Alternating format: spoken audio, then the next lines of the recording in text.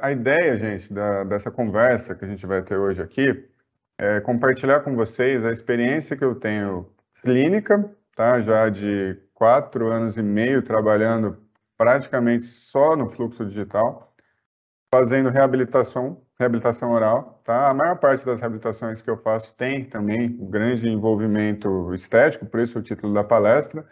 Me cria interesse nas pessoas, mas o que a gente se preocupa mesmo é que se a função está correta primeiro, né? A gente tem que começar a partir dessa premissa, né? A gente tem que ter uma função boa para ter uma estética legal. Não existe o contrário. Não dá para a gente pensar em ter uma estética legal para depois ir buscar a função. Todos nós que somos já formados, que já somos especialistas, sabemos bem como isso funciona, tá? Então, a ideia é trazer para vocês aqui, trocar um pouco das experiências que eu tenho, mostrar um pouco de base de ciência, do que funciona, do que não funciona, do que pode ser melhor aplicado, quando a gente pode usar o fluxo digital com segurança, tá? Eu vou falar basicamente de reabilitação, e quando a gente tem que andar no caminho analógico, tá? Existe uma grande discussão hoje, a palavra não é bem modismo, né? Mas não tem muito como fugir disso. Todos os congressos que a gente vai, a gente olha a grade científica do congresso, todo mundo está falando de digital, digital, digital, é tudo digital, né? Mas será que o digital vai resolver tudo? Será que o digital é um caminho de uma nova especialidade, talvez? Ou será que o digital é um caminho diferente para conduzir o nosso tratamento somente? É isso que eu quero conversar aqui com vocês e compartilhar essas experiências. Vou compartilhar uma tela aqui. Eu fiz a minha graduação já há mais de 20 anos lá na USP de Bauru e depois eu fui fazer a minha pós-graduação toda em prótese dentária na Unicamp. Fiz o mestrado, fiz o doutorado, depois segui a minha parte de formação clínica e trabalho já desde 2008 como professor. Trabalho na FAIP, em Cuiabá, trabalho na FACESC, lá em Chapecó, e mais recentemente comecei a trabalhar na São Leopoldo Mandic, num curso que foi montado por mim e pelo professor Wagner Ortega. No início, o Wagner montou uma residência em odontologia digital, e depois, com a demanda que a gente teve, que a gente observou que cresceu bastante, a gente resolveu montar lá um mestrado em odontologia digital, que até então era o primeiro que existia, né? Era uma coisa diferente, né? E esse mestrado acabou agregando várias pessoas, né? Várias especialidades diferentes. A gente tem alunos que são protesistas, implantodontistas, muitos radiologistas, né? Porque o campo da radiologia hoje é o campo que talvez seja mais propenso aí ao uso das ferramentas digitais, tá? Mas a gente tem alunos que são endodontistas também. Então, tem ferramentas digitais que a gente pode usar em praticamente todas as especialidades da odontologia, tá bom? Na nossa área em específico, né, como funciona o nosso dia a dia aqui na reabilitação com esse fluxo? Todos os pacientes que a gente recebe, tanto na clínica dos nossos cursos, como na clínica do dia a dia, estou aqui hoje no meu consultório em Campinas, eles passam por uma consulta inicial, onde a gente faz todo o protocolo de tomada de imagem desse paciente. Tomada de imagem a gente inclui desde as fotos iniciais, as fotos de rosto, fotos intraorais, e a gente acrescentou um escaneamento, tá? Isso a gente usa para sobrepor, para poder fazer laboratorialmente, ou o dentista que já tem um pouco de conhecimento de CAD, alguns já têm isso, conseguem fazer um desenho do projeto, né, pensando na modificação que esse paciente vai ter. Depois a gente passa a um outro passo ainda laboratorial, que é a impressão desses modelos, para que a gente consiga depois duplicá-los usando a técnica do mockup, normalmente, para fazer o que eu chamo de validação, tá? Tem alguns outros professores que gostam dessa terminologia. Eu acho interessante porque nada mais é do que a gente entender se aquilo que foi proposto pelo CAD vai funcionar ou não, tá bom? Porque muitas vezes a gente olha desenhos maravilhosos, né, feitos no CAD ou feitos em softwares de planejamento 2D, né, o Smile Cloud, por exemplo, o DSD, que tem 2D e tem 3D também. Porém, será que aquilo é realmente aplicável no caso do nosso paciente, né? Então, essa duplicação em boca, com o uso normalmente usa resina bisacrílica, é importantíssimo para que a gente consiga validar tanto a parte funcional, tá, como a parte estética, tá bom? Puxa vida, eu vou fazer uma reabilitação que eu vou precisar ter um aumento de dimensão grande desse meu paciente. Esse é um caso que a gente vai ter mais tempo para desenrolar o tratamento, tá? Então a gente tem que ponderar bem isso e tem que tomar bastante cuidado quando a gente fala, porque às vezes a audiência nos entende de uma forma equivocada, né? Fala, puxa, o Leonardo falou que consegue desenhar o projeto no CAD, duplica ali o mockup e já sai fazendo depois o passo seguinte ali que vocês estão vendo, que é o preparo e o escaneamento final. Não é sempre assim, tá bom? A gente tem esse tipo de situação com uma celeridade maior ou uma celeridade menor, dependendo do nível de modificação que aquele tratamento vai ter para o paciente, tá? Até o passo final, que vai ser a cimentação, e depois eu faço novamente um escaneamento final do paciente para a gente conseguir acompanhar como aquilo, com o passar dos anos, vai se manter, tá? Eu acho importante isso. Então, hoje no meu consultório, aqui na minha clínica, qualquer paciente que chegou aqui, eu escaneio ele, tá?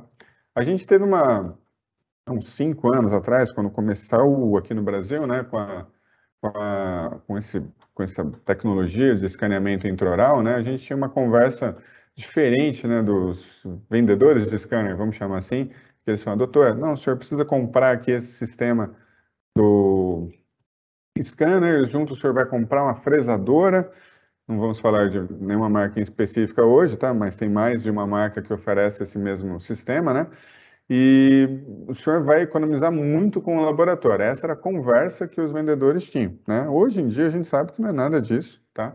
Que a gente tem uma curva de aprendizado muito grande para conseguir fazer o trabalho que um técnico cadista faz, e não é qualquer dentista que vai conseguir adequar isso ao seu fluxo de trabalho. É uma situação que exige muito treinamento e também exige modificação da forma como o paciente atua, né? O que é bacana, então, o que eu acho interessante que esse fluxo aqui que eu estou trazendo para vocês nos traz? Essa palavrinha que está aqui na nossa frente, tá? Que é uma coisa que, para nós e para o paciente, é sensacional. A gente consegue mostrar para o paciente de uma forma muito mais palpável, muito mais fácil de explicar qual é a nossa ideia para ele, qual é o nosso projeto para ele. É mais ou menos como quem já construiu uma casa, quando vai numa visita no escritório do arquiteto, chega lá, o arquiteto te mostra um vídeo de AutoCAD, mostrando como a sua casa vai ficar, você consegue navegar por dentro dos cômodos da casa, as portas abrem, você vê a sala, você vê o quarto. Hoje a gente tem essa possibilidade de uma forma muito mais fácil, muito mais acessível na odontologia, né? O técnico consegue mandar para a gente alguns softwares que a gente consegue baixar no próprio celular e mostrar para o paciente. Falar, olha, é assim que a sua boca vai ficar, esse é o nosso projeto para você. Fala, ah, legal, será que dá para executar? Vamos duplicar em boca, vamos ver se essa possibilidade é viável ou se ela precisa de algumas alterações, tá bom? Então, como eu uso hoje em dia, baseado em que eu uso os protocolos de escaneamento, né? A gente tem sempre que se basear na ciência, né? A gente não pode se basear na conversa do vendedor, que para ele o produto dele sempre vai ser melhor, e a gente não pode se basear na conversa do nosso colega somente, porque o colega pode ter uma experiência ruim, às vezes com um determinado tipo de trabalho, que para a gente pode ser ok, tá? Então, eu venho da academia, né? Eu venho do meio acadêmico, sou professor, então, o que eu faço hoje no meu consultório é o que eu enxergo como embasado clinicamente, né? Então, o que os meus alunos sempre me perguntam, né? Ah, Leonardo, professor, mas então, qual scanner que eu tenho que comprar? Essa é a primeira pergunta que eles falam. E eu sempre respondo o seguinte, cara, por enquanto você não vai comprar nada. Por enquanto você tem que entender como o fluxo funciona, tá bom? Para depois que você entender como o fluxo funciona, você pensar se o scanner é viável para você ou não, tá bom? A gente vai conversar um pouquinho sobre isso aqui durante a apresentação. No final, a gente vai ter a abertura para perguntas, né? E quem quiser me perguntar sobre o que eu acho que é interessante a gente adquirir para começar a trabalhar, a gente vai conversar sobre isso também, tá? Eu separei aqui 2 artigos que falam basicamente da precisão desses scanners intraorais e como ela pode ser afetada, tá? A maior parte dos scanners, ali eu separei somente a conclusão do trabalho para não tomar tanto tempo aqui de vocês, que eu sei que é escasso, né? Quando a gente tem muita proximidade entre os dentes, a gente pode ter as superfícies interproximais um pouquinho complicadas. para a gente escanear e principalmente para que o laboratório enxergue com uma boa veracidade aquilo que a gente tentou copiar, tá? Então a gente tem que comparar sempre o nosso escaneamento com o quê? Com o padrão ouro da moldagem, tá? Com silicone de adição da melhor forma possível, com a moldagem de poliéster, por exemplo. Não adianta comparar scanner com scanner somente, tá? A gente aprende em pesquisa que a gente precisa ter grupos de controle, tá? Puxa, mas eu consigo comparar entre os scanners, talvez, qual seria o scanner mais preciso, qual seria o scanner que vai me dar uma situação mais próxima da realidade? A gente consegue sim, tá? Tem muitos artigos sobre isso, tá? Esse segundo artigo aqui é um artigo feito, um modelo, um artigo que a gente chama de in vitro, né? Não foi feito em boca, foi feita uma comparação de escaneamentos de arco total e precisão de 9 scanners intraorais para justamente detectar o quê? Onde é que ele erra, né? E qual scanner que erra mais, qual scanner é mais preciso, qual scanner tem mais precisão, qual scanner tem mais acurácia e qual que tem menos, né? E os resultados que a gente observa, separei um gráfico aqui para vocês que eu achei interessante, vão do que distorce menos para o que distorce mais, tá? Então, à esquerda do gráfico, vocês estão vendo ali o Ineos X5, é um scanner que é um scanner de bancada, tá? Ele foi usado aqui somente com efeito comparativo, né? E a gente só vai ver aparecer ali o primeiro scanner intraoral na quinta linha, que é a Prime Scan da Sirona, tá? Seguida ali do Trios 4, todo mundo está acompanhando aqui no eixo inferior do gráfico, tá? O Medit 500, depois o Carestream 3600, o Trios 3, e aí a gente vai seguindo para scanners um pouquinho mais antigos do mercado já, né? Então existe uma tendência muito grande de que com a evolução tecnológica, os scanners vão se aprimorando cada vez mais. A gente está vendo ali o Trios 3 mostrando um resultado um pouco inferior ao Trios 4, que são scanners da mesma marca, né? A gente está vendo lá Omnicam 5.1, lá à direita do gráfico, com resultado inferior à Prime Scan, que são da mesma marca também. Então, a tendência, assim como o aparelho de celular que está aí na mão de vocês, ou no bolso de vocês, eu espero, é que a gente tenha a evolução dos aparelhos traga resultados melhores. Porém, assim como nos celulares, né? A gente viu agora, lançaram um iPhone novo, iPhone 14, né? E tem muita gente falando, nossa, mas é igual o 13, faz a mesma coisa que o 13, custa tantos mil a mais, né? Será que nos scanners isso seria significante estatisticamente, né? Que é o que interessa para a gente? Ah, legal, é melhor. Mas qual essa precisão a mais? O quanto essa precisão a mais vai nos trazer diferença no nosso processo de trabalho, tá? A gente tem que imaginar o seguinte, o scanner tem que ser preciso. Se você quiser transformar isso num modelo, você precisa de uma impressora 3D. Temos já impressoras muito boas no mercado, porém a precisão das impressoras ainda não chega exatamente no mesmo nível de precisão do scanner, tá? Então, se você tem um scanner maravilhoso para trabalhar intraoral no seu consultório, você tem lá uma Prime Scan, e aí você manda para o seu laboratório, ele tem uma impressora bem simples, não precisa citar nenhuma marca aqui, talvez você não consiga ter um modelo que reproduza exatamente aquilo que você conseguiu copiar em boca. Se a gente fizer uma comparação, é a mesma coisa de você analogicamente fazer um molde maravilhoso com silicone de adição e o técnico vai usar com um gesso tipo 3. Não vai adiantar, né? Então a gente tem que ter um controle do processo para garantir a qualidade, ok? Esse é o caminho aí que a gente tem que buscar. O que a gente conseguiu observar então? Nessa escala aqui, o que eu quero mostrar aqui para vocês? Aquele mesmo resultado que eu estava mostrando aqui no gráfico, ó, a gente consegue medir ele hoje em dia numa escala que a gente chama de escala colorimétrica. Puxa, mas o que é isso, né? Que palavrão enorme, né? Basicamente é o seguinte, ó, quanto mais verde está o modelo aqui, mais fiel ele está. Quanto mais indo para o amarelo ou até para o vermelho, menos fiel ele está. Se a gente olhar esses modelos aqui para baixo, a gente tem aqui a Prime Scan, aqui estão os scanners intraorais, tá? Então aqui a gente tem a Prime Scan, aqui a gente tem o Trios 4, até chegar nos mais antigos aqui. E aqui a gente tem os 4 scanners laboratoriais, os 4 scanners de bancada, que praticamente não tem distorção, né?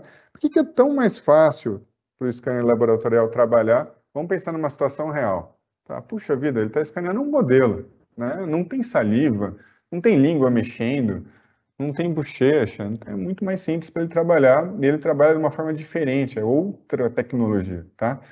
O scanner intraoral é um equipamento menor, que tem uma tecnologia embarcada muito boa, só que ele vai trabalhar com várias dificuldades, tá? Isso na vida real, não é aqui na pesquisa, tá bom? O que interessa para a gente de forma clínica? Aonde que está a área de maior distorção na maior parte dos casos? A área mais longa, onde tem uma distância maior entre os pontos, é a área que tende a haver maior distorção. Isso acontece na moldagem também? Vamos pensar criticamente. Acontece. Então, se você vai fazer uma moldagem e você tem uma área, por exemplo, de palato, que tem uma altura muito grande, o que a gente faz quando a gente vai fazer? Vamos usar um alginato, uma coisa simples. A gente coloca cera. A gente coloca cera na moldeira para justamente tentar diminuir aquele volume excessivo de material para tentar minimizar a distorção. Puxa vida, mas o scanner também tem esse problema? Também tem. Também tem, tá? Não existe milagre, tá bom? A gente tem que tentar minimizar essa distorção, tá? Eu vou mostrar um protocolo de escaneamento aqui para vocês, que é do scanner da Trishape, que é o Trios 3, tá? Basicamente, a maior parte dos scanners, eles seguem um protocolo bastante parecido, tá? Vamos ver se vai rodar aqui o vídeo. Tá mandando bonitinho até agora, mas não tem problema. Vou mostrar para você, então, o meu protocolo de trabalho aqui na clínica. Como eu atendo os pacientes e como eu faço os planejamentos, via de regra, com o uso do fluxo digital, tá? Esse paciente aqui, ó, paciente gênero masculino, jovem, 34 anos, me procurou. Ele tinha vários desgastes assimétricos e ele estava infeliz com a estética dele, tá? O problema maior que eu vejo aqui não é nem estética, mas tem um problema funcional, com desgastes bem acentuados para a pouca idade que ele tem, tá bom? E ele queria uma solução, que a gente conseguisse pelo menos melhorar um pouco aqui a situação geral dele. O que a gente propôs aqui para ele, então? A gente fez um escaneamento intraoral, fizemos as fotos iniciais de controle, carregando aqui a imagem, vamos lá, ter um pouquinho de paciência. E aí a gente vai começar o nosso planejamento, né? Esse paciente que ele tem uma perda de esmalte, então ele precisa, em teoria, de uma reabilitação desse esmalte que foi perdido, né? Como que a gente vai devolver esse esmalte para esse paciente? Aqui as fotos iniciais, fotos sem sorriso, sempre faço uma foto de sorriso baixo e uma foto de sorriso o mais alto possível, né? Normalmente o paciente faz até um pouquinho de careta quando você pede um sorriso alto. A gente usou os sistemas digitais possíveis aqui para fazer o planejamento dele, tá? E a gente tem vários aí descritos na literatura que tem um bom respaldo já, né? A gente tem o Smile Designer Pro, a gente tem sistemas como o DSD, que são bem conhecidos, o Smile Cloud, enfim, vários sisteminhas. O que eu adoto hoje em dia, depois de, e no início, bastante relutar, é o uso do articulador semi-ajustável digital, tá? Eu sou um protesista antigo já, né? Pela minha idade, protesista raiz, como a gente chama, e eu gostava de montar os meus casos, não que eu gostasse, porque eu vejo necessidade mesmo de montar os casos em articulador semi-ajustável para a gente conseguir ter uma articulação um pouco mais próxima da vida real, né? Articuladores que não são desse tipo não são adequados para esse tipo de reabilitação. Vamos usar essa palavra que é mais legal, tá? A gente tem ali, claramente observando, na parte do arco do quadrante 4 do paciente, de 44, 45, 46, e também do outro lado, do 34 para distal, desgastes acentuados ali, principalmente no arco inferior. Então, olha que interessante a situação desse paciente. Você observa um desgaste em posteriores inferiores, maior do que em superiores, tá? Dá para ver pela face vestibular. Porém, o desgaste na parte anterior é maior justamente nos superiores, né? Então, de início, eu pedi para o laboratório fazer o seguinte, tá? Vamos levantar um pouquinho a dimensão dele para a gente observar o que é possível fazer. A gente quantificou antes em rosto, tá? Com técnicas convencionais, tá bom? Se você quiser usar basicamente um compasso de Willis no seu consultório, você consegue quantificar isso, medindo a dimensão vertical de repouso, dimensão vertical de oclusão, entendendo se esse paciente tem perda, se ele não tem perda. Às vezes o paciente tem tanta perda que já está em colapso oclusal. E aí a gente fez um encerramento ali no Exocad, falar, vamos dar uma olhada se fica melhor assim. A gente já está estudando o caso desse paciente, né? Então vamos imprimir o modelo assim e vamos duplicar na boca do paciente para a gente validar. A gente fez tudo aqui, ó. Vamos fazer um mockup de validação. Esteticamente o paciente adora, né? Bacana. Você coloca na boca do paciente, tem duas coisas que acontecem. Puxa, doutor, é assim que eu vou ficar? Pô, maravilha, adorei, né? O que que a gente tem que observar, nós que somos profissionais? Funcionalmente, aquela ali está melhor? A gente conseguiu melhorar guias caninas? Guias de protrusão do paciente estão melhores? O paciente está em equilíbrio oclusal um pouco melhor? Então, a gente consegue duplicar aqui tanto os inferiores que foram aumentados, quanto os superiores. A gente acabou, no final, resolvendo envolver também a linha de 14, 15, 24 e 25, porque na linha de sorriso do paciente, ele mostrava, né? Ele tem um sorrisão ali, tá? Então a gente precisava disso, tá bom?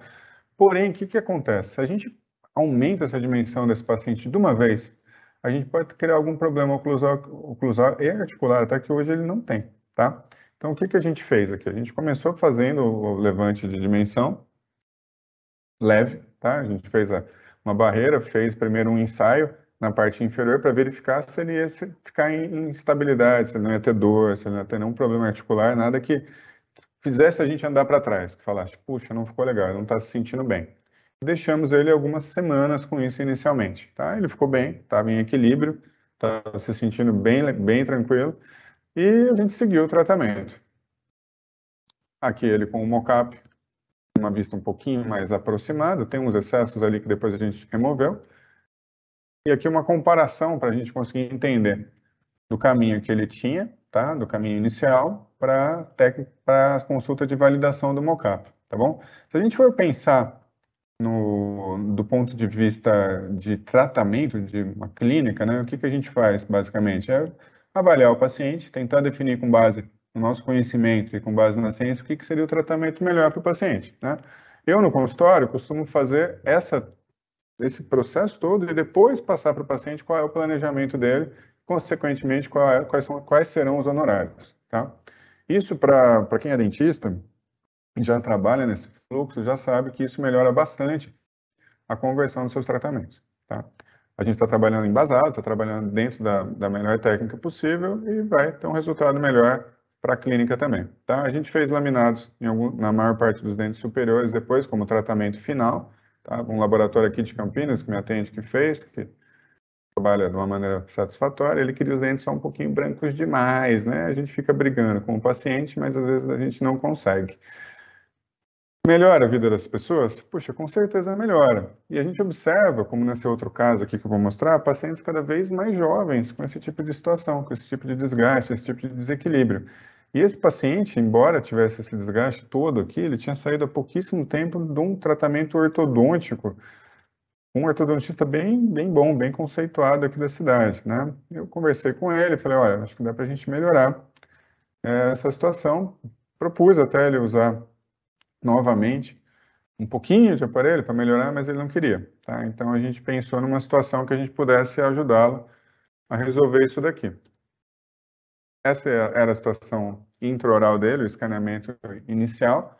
Ele tinha algumas resinas já feitas ali na parte anterior que quebravam de forma constante. Quem já observou aí a foto frontal está vendo que a linha de retração aqui de canino é bastante grande, tá?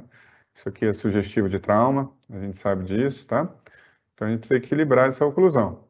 Equilibrar essa oclusão é essencial. Mas o que que me chamou a atenção no caso dele? Ó, olha a face, vamos ver se eu consigo compartilhar a tela com vocês, seria legal. A face palatina dos dentes desse paciente, sempre volta para o começo.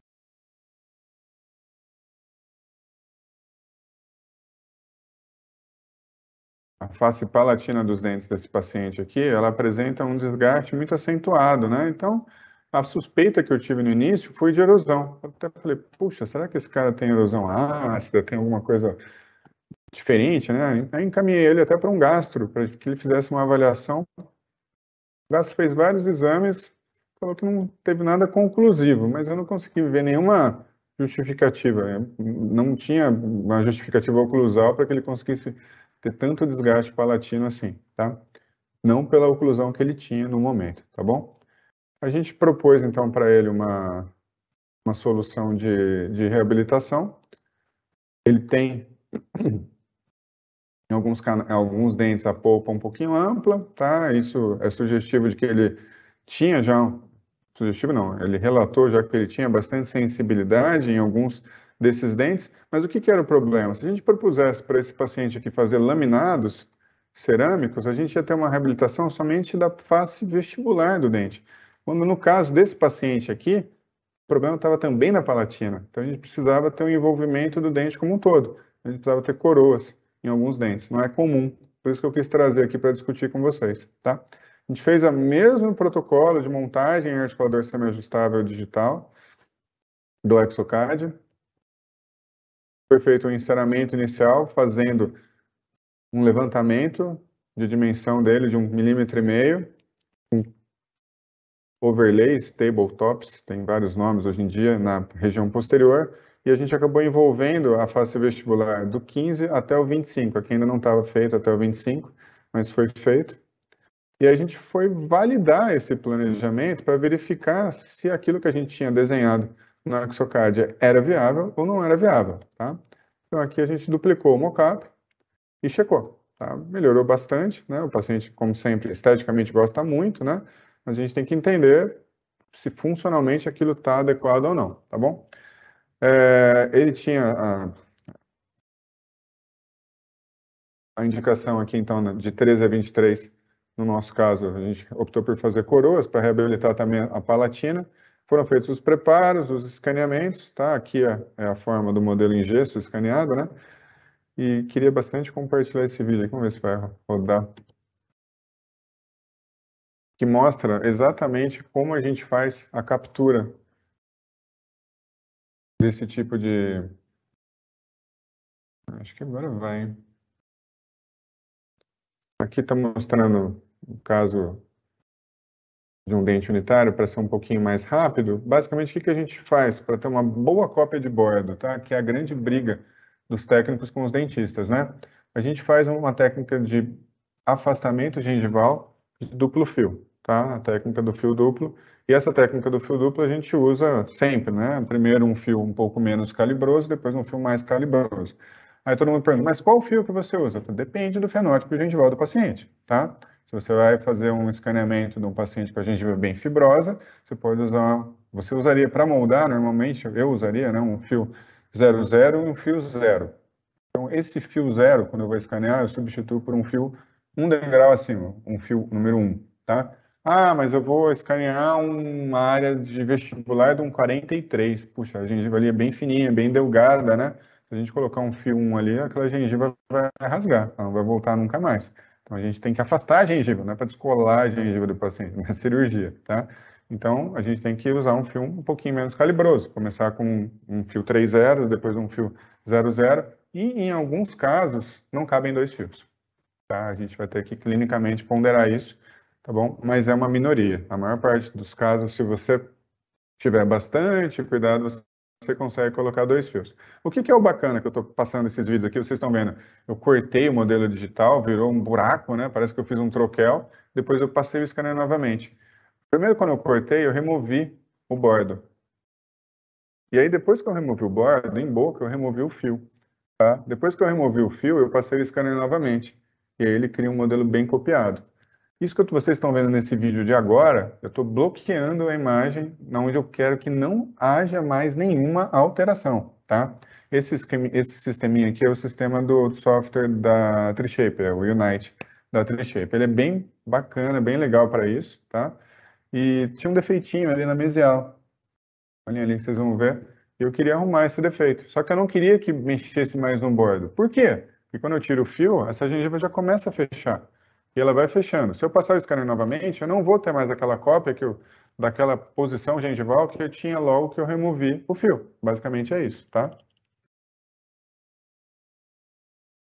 Esse sistema aqui de bloqueio, ele impede que eu fique sobrepondo as imagens. Senão, se eu ficar passando o scanner, ele vai sobrepor, sobrepor, sobrepor, não vai parar de sobrepor nunca, tá? Então, aqui no caso do César, a gente fez ali os preparos, escaneou, e a gente sobrepõe no exocad, que foi o programa que o software é utilizado, o nosso enceramento em cima da situação dos preparos, né? Eu trouxe alguns artigos aqui, basicamente, para quê? Para embasar a acurácia desse tipo de sistema, né? Porque eu era muito crítico, olhava aquele articulador digital e falava, capaz que isso daí funciona. Né? Para começar, quem é da antiga, assim como eu, já olhava e já pensava, pô, mas não tem arco facial digital. Como é que eu vou montar no articulador digital?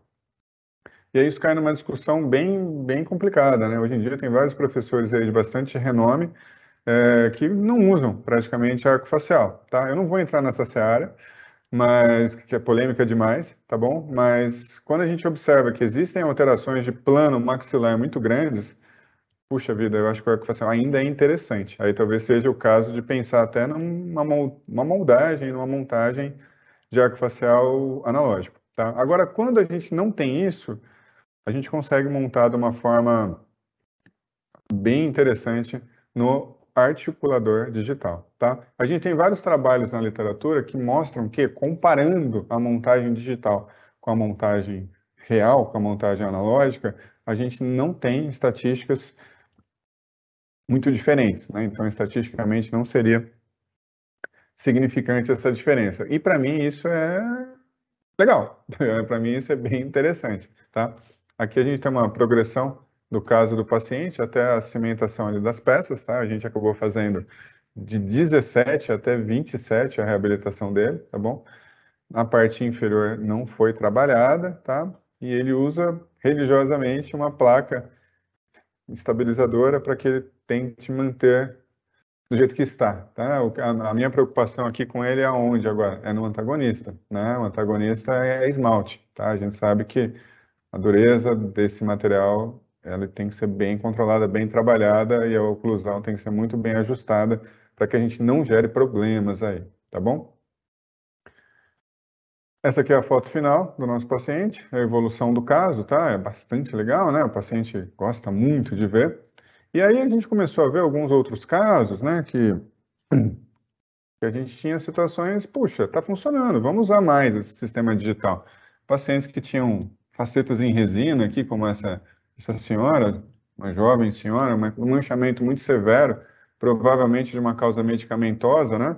Mesmo fazendo em resina, ela não conseguia ter uma condição bacana, ela tinha feito com profissionais legais, e a gente fez um planejamento para substituição das resinas dela e para instalação de cerâmicas ali. Tinha uma coroa, os demais duas coroas, perdão, os demais eram laminados, né?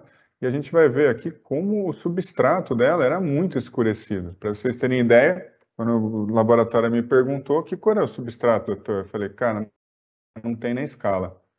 Ele passa da escala. Ele é mais amarelado do que o A4, seria um A5, não existe, né? Se existisse um A5, talvez fosse mais. Então, é muito difícil que a gente consiga um resultado bacana aqui, somente com um desgaste muito pequeno. Então, a gente removeu todas as resinas aqui da boca da paciente e chegamos nessa situação final, tá? O paciente vai ficar com o mockup e a gente vai enviar para o laboratório. Alguns softwares de scanners têm uma situação muito bacana que mede a distância de contatos, tá? Isso é bem legal, porque antigamente o que a gente fazia? A gente tinha que fazer o provisório e ficar medindo o provisório com espessímetro, né? Era o único jeito de a gente ter alguma base um pouquinho maior. Ou a gente fazia a técnica do olho, né? Falava para o paciente, fecha a boca, a gente se entortava todo ali na cadeira, olhava, tem espaço. Só que o cara mexia a boca um pouquinho para cá, um pouquinho para lá, isso às vezes já dava diferença. Essa marcação aqui é mais uma vez uma escala colorimétrica que vocês estão vendo aqui ao lado direito da tela, tá? Esse aqui é o sistema da Trishape, é bem bacana, é bem preciso, tá? E aí, o que a gente observa quando a gente começa a escanear os nossos trabalhos, a gente começa a fazer escaneamento intraoral? Quando a gente dá um zoom na tela, a gente se acha muito ruim, né? Então, quando eu falo isso, a galera pensa, mas você se acha ruim, tá aqui explicando pra gente? Cara, eu tô aqui explicando justamente o que eu achei que eu precisava melhorar e que eu quero que vocês observem também. Logo, logo, quem não trabalha com esse sistema vai trabalhar. Talvez vocês sintam as mesmas dificuldades que eu senti, tá? Eu já trabalhava com lupa normal, tá? Aquelas lupas que a gente fica com ela para cima da cabeça, assim, né? E quando eu comecei a escanear os meus trabalhos, eu achava que o meu preparo ficava com um acabamento super legal, bem lisinho, tá? Aí eu comecei a ver que ficava muito irregular, que eu precisava usar cada vez mais magnificação visual, né? Então lupas um pouco melhores, iluminação melhor, fotóforos ajudam bastante, e polimento do preparo virou quase uma religião para mim, né? Polir, até ficar como se fosse um esmalte liso, tá? Para a gente conseguir uma adaptação mais passiva possível da peça, tá bom? Algumas situações me levaram ao uso de motor elétrico, por exemplo. Aí eu falei, puxa, eu vou buscar na literatura, né? O motor de redução, será que vai me ajudar a fazer um preparo um pouco mais regular, né? E aí tem estudos que mostram o que a gente quiser, na verdade, hoje em dia, né? Normalmente a gente acha que sim, né? A resposta mais óbvia, né? Você perguntar para 10 dentistas, eles vão falar, não, vai ficar melhor o preparo. Eu também acho que fica, né? Mas eu trouxe justamente um estudo aqui, fazendo uma comparação da adaptação de coroas e de preferência do operador entre a preparação dos dentes elétrico e com turbinas, ou seja, com alta rotação. E está grifado ali embaixo que não tem diferenças significantes, né? Então, fala, puxa vida, mas o cara preparou com alta rotação, preparou com motor elétrico e não teve diferença.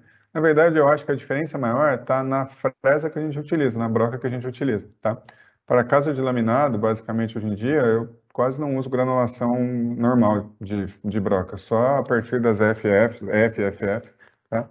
A gente já consegue um preparo suficiente, tá? Os preparos estão ficando cada vez menos invasivos, porém a gente tem que lembrar que eles têm que ser suficientemente invasivos, né? A gente não tem que dar condição para o laboratório fazer um trabalho que vai resolver, tá? Como esse aqui, colocou em posição, o paciente, claro, ficou feliz, né? Ela estava numa situação muito difícil esteticamente, e dá para você equilibrar agora essa estética e melhorar um pouquinho essa oclusão inferior, que é o passo que ela vai fazer agora daqui para frente, tá? Isso aqui é uma foto do dia da cimentação, uma paciente que não é aqui de Campinas, é uma evolução bastante grande, né?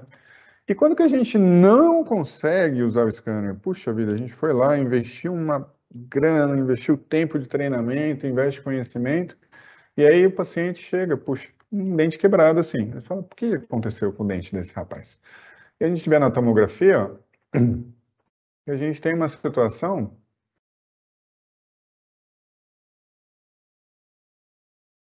Vamos ver se vai. Que a gente tem uma situação. Ah, foi, olha que beleza. Olha lá o 11 dele aqui que aconteceu, ó. Fratura ali em diagonal, não tem o que fazer, tá? Eu conversei com amigos periodontistas maravilhosos, vamos para ver se eles tinham uma ideia diferente, assim, porque era um rapaz muito jovem, mas a gente precisava extrair, né? Então a gente planejou para o caso dele, a gente tinha tomografia, a gente planejou uma cirurgia guiada, que vamos fazer tudo digital, né? O fluxo digital completo. Só que na hora da remoção, não foi possível utilizar a guia, porque tinha uma situação muito difícil ali, tá? O dente tinha uma raiz muito volumosa e quem faz cirurgia sabe que o calcanhar aí do problema está justamente nessa tábua vestibular fininha, tá?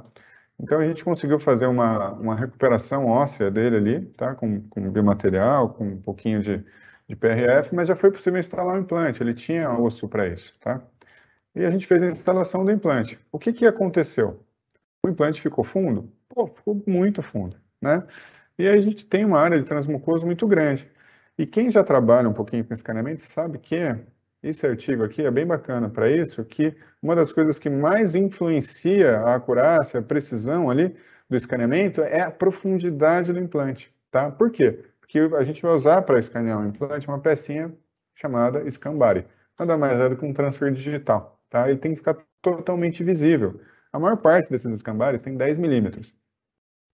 A gente pode usar um pilar, aumentar esse transmucoso, depois colocar um escambário de pilar? Pode, mas em algumas situações pode ser favorável, em outras não, tá? Nesse caso aqui, a gente fez um implante da Straumann nele, um Straumann NC BLT, é um implante bem legal, bem bom, tá? E se a gente olhar aqui no modelo do exocad, a gente vê ali a gengiva artificial, né? E lá em cima o análogo digital do implante. E aqui o desenho do que vai ser feito. Olha como está longo lá, esse transmucoso, né? E aí a gente tinha uma situação ainda que a gente tinha uma saída de parafuso numa área um pouquinho desfavorável, tá? Ela ficava no limite da incisão. Olha lá. E não dava para moldar. Não tinha como, não tinha disponibilidade para isso.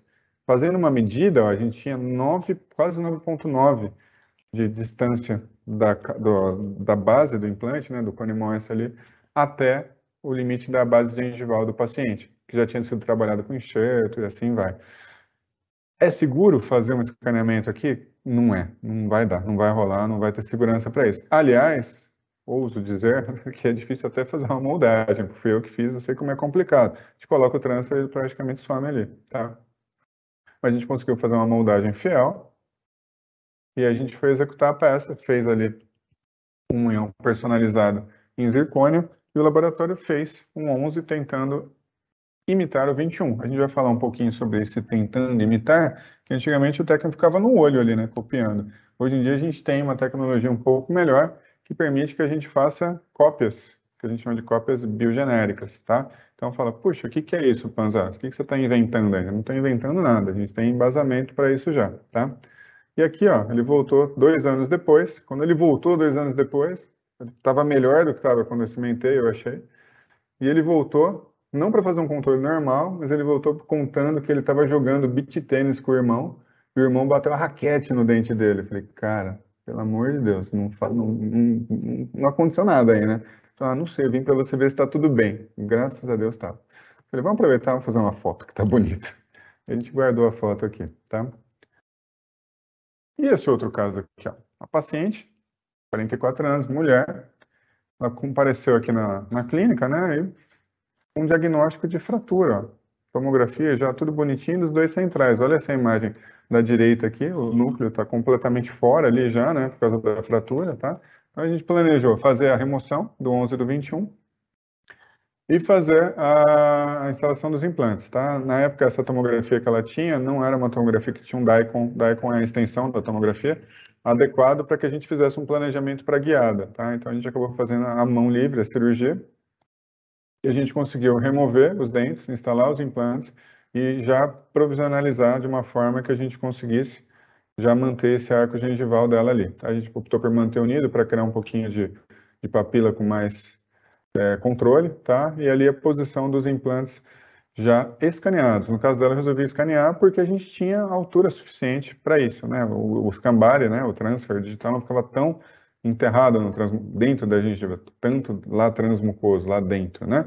E para equilibrar um pouquinho mais a estética, a gente fez dois laminados ali, em 12 e 22, né? Aqui a posição oclusal, que a gente tem dos implantes, o desenho do CAD, que foi proposto aqui para a nossa paciente. Aqui a gente trabalhou com peças parafusadas, tá? Que é eu prefiro sempre que possível, né? Hoje em dia sempre existiu muita discussão, muita gente puxando para o lado da cimentada, muita gente puxando para o lado da parafusada.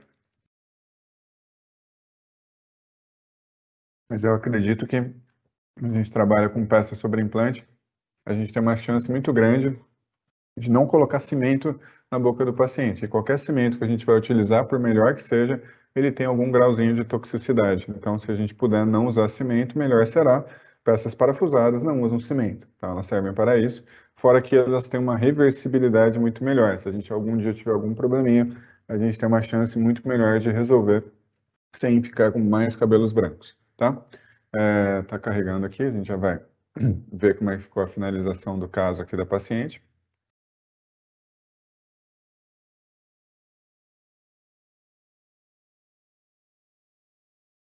Mais uns minutinhos a gente já finaliza aí, tá, Sérgio?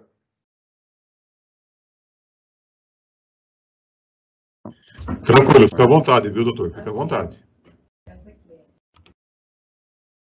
Estou mais ou menos no horário aqui, para não invadir o horário do outro professor. Viu, doutor? Aproveitando, fique à vontade, porque nossa próxima entrevista é só às 13h30. A gente vai dar um intervalo às 12 horas, então pode ficar à vontade. Ah, daqui a gente vai para o almoço, então. Exatamente. O pessoal está com fome aqui, mas pode ficar à Ah, vontade aí, fique tranquilo. muito bom, Não muito tem, não, bom. não tem pressa, até meio-dia é tempo ainda, meio-dia e 10, fica à vontade.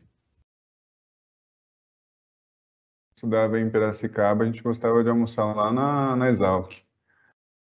Na beira do Rio Piracicaba também, né? Tem a beira do rio lá. Tem vários lá.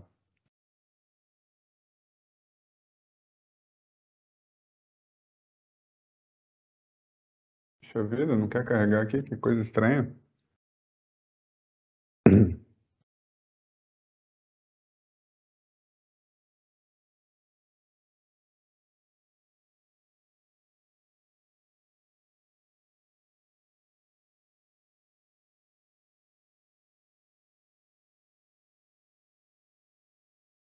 Ainda tinha umas coisas legais aqui para mostrar. Vamos ver se a gente consegue resolver aqui.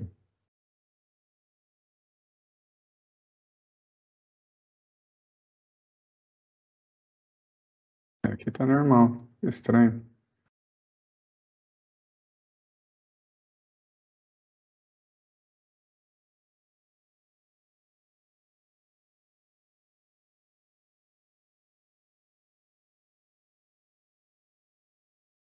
Ele tá querendo rodar o vídeo. Será que é isso? Acho que não era vídeo ali não, viu? Uhum. Mas tá É. passando para nós aqui, viu, doutor? Tá, né?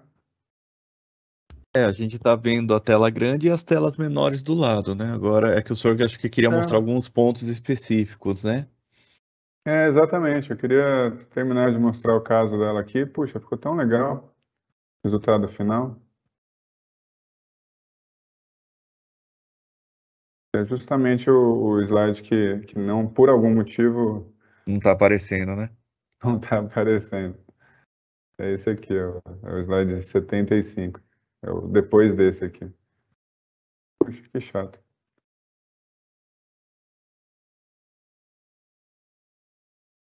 Deve estar carregando. Não sei, é estranho, porque esse computador aqui é bem bom. Esse computador que eu estou usando é o computador que a gente usa para fazer os escaneamentos. Inclusive, isso é uma coisa legal da gente comentar, que a maior parte das pessoas, né, acaba quando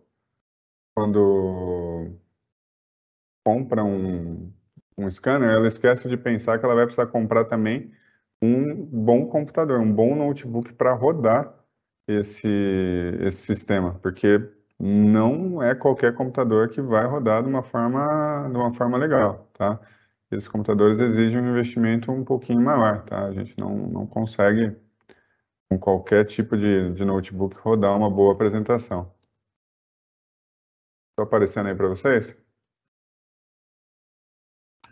Tá sim, doutor, tá aparecendo o grande, né, e as miniaturas do lado esquerdo. Beleza, beleza. Não, mas tá aparecendo a aula ainda. Sim, sim, pode dar sequência, fica à Ah, vontade. tá.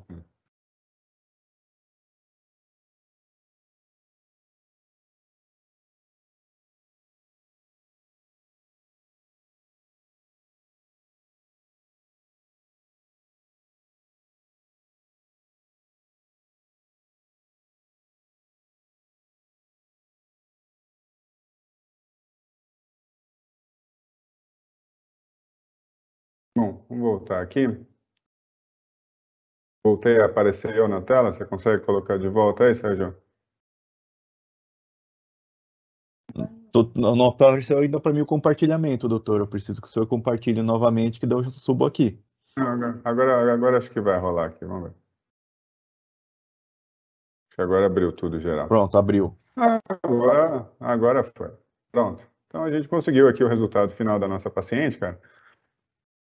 Dos 4 anteriores dela, ficou uma situação bem legal, bem bacana. Ela ficou feliz.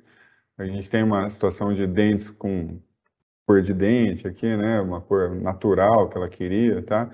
A gente consegue resolver e foi praticamente tudo isso aqui feito, trabalhado em fluxo digital. Onde que a gente tem ainda um pouco de dificuldade em usar esse fluxo para reabilitação? É aqui, ó, nesse tipo de situação, tá? Próteses totais, né? Prótese de arco total. Nesse caso aqui a gente está fazendo um protocolo, ó. Foi feito um protocolo sobre implantes ali, esses pilares, esses micro-units são da Straumann, e colocados ali sobre eles os escambares, né? A gente consegue fazer uma boa cópia dependendo do scanner que a gente tem, tá? E aí a gente tem uma situação que ela é operador dependente e ela depende da máquina que a gente está utilizando também. Alguns scanners, elas têm uma boa leitura de tecido mole, então a gente consegue, por exemplo, quero escanear um arco desdentado total, sem escambar esse ano, quero fazer uma prótese total. Vai rolar? Dependendo do scanner que eu tenho, não vai. Tá? Não tem uma boa precisão de cópia de tecido mole, e isso é bastante complicado, tá bom? Então, a maior parte da galera que compra scanner, ela compra pensando em fazer restaurações indiretas, pensando em fazer coroas, pensando em fazer laminados, né? Mas aí você começa a extrapolar, porque, puxa, será que consigo fazer um protocolo no fluxo digital completo? Você consegue fazer, tá? Depende do scanner que você tem, tá bom? A gente pode aprofundar um pouquinho mais essa discussão aqui depois. Eu comentei um pouquinho com vocês sobre cópias biogenéricas, né? Esse paciente aqui, ele tinha me procurado bastante tempo já para fazer algumas onlays posteriores, né? Acho que era 17 ou 27. E aí, um domingo de manhã, eu acordo no meu celular, tem uma mensagem para mim, Dr. Léo, tive um problema aqui, exatamente com essa foto. Perguntei para ele, cara, posso usar a sua foto? Falei, claro, pode usar para explicar, tá? Vai ser um prazer. E aqui que a gente tinha vários modelos dele escaneados, tá? E esses modelos dele que a gente tinha escaneados ficam salvos na nuvem e a gente conseguiu, com base nesses salvamentos que a gente tinha na nuvem, pedir que o laboratório fizesse uma impressão para que a gente copiasse exatamente o formato que esse paciente tinha de dentes para que a gente fizesse umas peças para ele. Ele estava com o esmalte ali todo quebrado, cheio de fraturas de esmalte, depois desse tombo que ele tomou, ele estava correndo e caiu, um tombo da própria altura, mas é um paciente bem grande, então é muita altura, e a gente fez para ele dois laminados, a linha anterior, 11 e 21, e a gente usou fresagem para fazer, técnica de manufatura subtrativa, usamos o Emprescad aqui, tá? Fizemos cerâmicas feldspáticas fresadas, o final foi maquiado, a gente consegue um resultado bastante legal, tá? Numa situação para devolver justamente o que ele tinha, tá? Esse tipo de tratamento traz bastante previsibilidade quando a gente usa fluxo digital laboratorial, porque ele mostra para a gente, como no caso dessa moça aqui, ó, ela queria fazer a parte anterior, que estava bem prejudicada ali, ó, do 12 até o 22, né?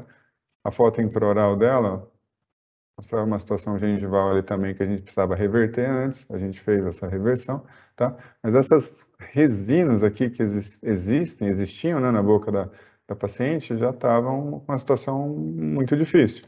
No modelo, a gente consegue, com base no enceramento, entender qual é a nossa distância necessária, ou seja, a espessura necessária para conseguir uma peça bacana, ali, uma peça que vai suprir aquela necessidade. Isso nos ajuda a quê? A quantificar quanto desgaste a gente precisa. E a gente vai trabalhar com guias que nos orientem dessa forma, para que a gente desgaste o dente, ou adeque o dente, como você preferir chamar, do paciente, o necessário, tá? Porque você precisa ter uma invasão suficiente para que o laboratório consiga te entregar um resultado bom, tá? Além do que, peças muito finas, né? A gente tem vários trabalhos que mostram que elas têm um índice de falha maior, tá? A gente tem peças feitas de silicato ou em Emprescad, que é uma cerâmica feldspática, de 0,3, 0,5, que é o limite do material, né? Tem até um artigo aqui da Dental Materials mostrando isso, que a gente, puxa vida, consegui fazer um laminado de 0,2, né? Eu já vi várias pessoas falando isso. Então, indo um pouquinho além do limite do material. Fora que, se você precisa ter alguma alteração de coloração, aquele laminado provavelmente não vai entregar esse resultado que você precisa, que é aproximadamente essa ideia aqui que a gente conseguiu para essa paciente, tá? Eu espero que tenha sido útil, que vocês tenham ouvido umas informações legais, importantes. Se alguém tiver alguma outra pergunta, quiser me mandar depois, vai ser um prazer, tá? Não há problema nenhum, estou aqui para responder, tá? Se alguém quiser mandar pelo Instagram, que é uma via simples. Isso que eu ia falar, viu, doutor? Deixa suas mídias digitais, site, Instagram, por favor. O meu Instagram é bem simples, é o @Dr. Léo Panza, tá? Doutor com DR só. Quem quiser mandar alguma pergunta por lá, tiver alguma dúvida, eu tenho recebo muita dúvida de fluxo digital, tá? Principalmente de, puxa, mas Panza, que scanner que eu compro? Como que eu vou lidar com isso? Eu compro uma impressora antes, não compro, né? E isso às vezes depende, é muito pessoal. Então, a gente tem que ajustar muito ao fluxo do que a pessoa tem. Por isso que eu não gosto de fazer uma aula e chegar aqui, olha, você tem que comprar esse scanner. Cara, não é assim que funciona. Até porque eu não acho legal. Não trabalho para ninguém, eu trabalho para mim. Então, não vou ficar fazendo propaganda do que não acho correto, tá? Então, quem quiser mandar perguntas, estou aí à disposição, fiquem à vontade, tá bom? Muito obrigado mais uma vez pela oportunidade, tá? Espero estar junto aí com vocês nas próximas.